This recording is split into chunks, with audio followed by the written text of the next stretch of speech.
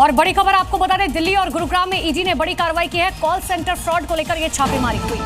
तो अपडेट आपको दे दें, दिल्ली गुरुग्राम में 7 ठिकानों पर रेड की सूचना है। मनी लॉन्ड्रिंग केस में छापेमारी की गई है। 125 करोड़ रुपए की ठगी का खुलासा किया गया। विदेशी नागरिकों को शिकार बना रहे थे और दिल्ली और गुरुग्राम में 7 जगह ऐसी है जहां पर छापेमारी की गई है। दिल्ली सरकार ने एमसीडी को 1640 करोड़ रुपए का फंड जारी किया है। यह फंड दूसरी तिमाही के लिए जारी किया गया। सरकार ने एनडीएमसी और दिल्ली कैंट को भी फंड आवंटित किया। इस वित्तीय सहायता से निगम कर्मचारियों को वेतन और विकास कार्यों को सुचारू तरीके से चलाने में मदद मिलेगी।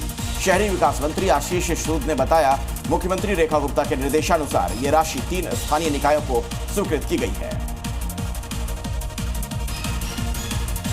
दिल्ली में सिविल लाइन जोन के कादेपुर वार्ड में नगर निगम के नेता विपक्ष अंकुश नारंग पहुंचे, जहां उन्होंने निरंकारी ग्राउंड और कादेपुर वार्ड में कूड़े का ढेर देखा, जिसके बाद अंकुश नारंग ने अधिकारियों को जमकर फटकार लगाई। इसी के साथ मेयर राजा इकबाल के इस्तीफे की मांग की।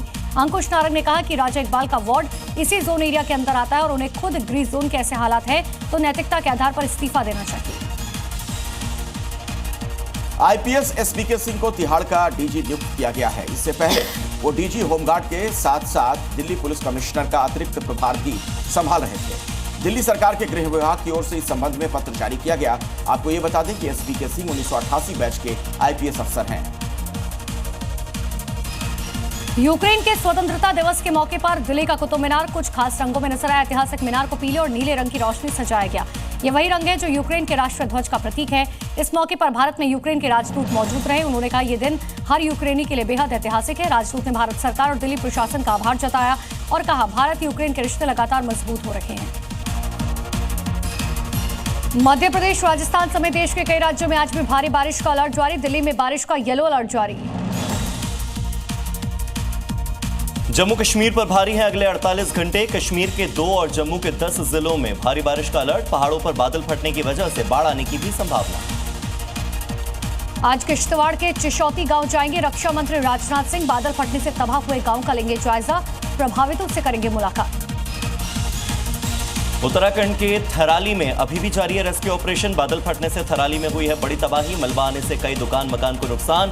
कर्णप्रयाग ग्वालदम सड़क भी क्षतिग्रस्त हो गई है।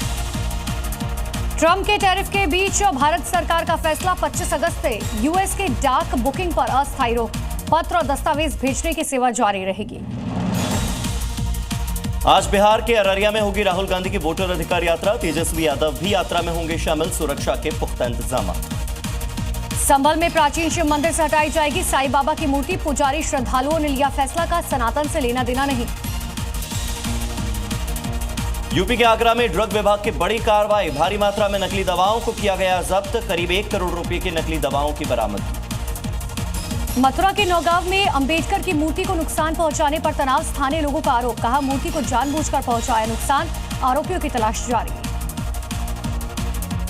जम्मू के गंग्याल इलाके में फूड सेफ्टी विभाग का बड़ा एक्शन। बरामद किया 2100 किलो खराब पनीर। 78 टीन एक्सपायर्ड तेल भी सीज किया गया। Zee News.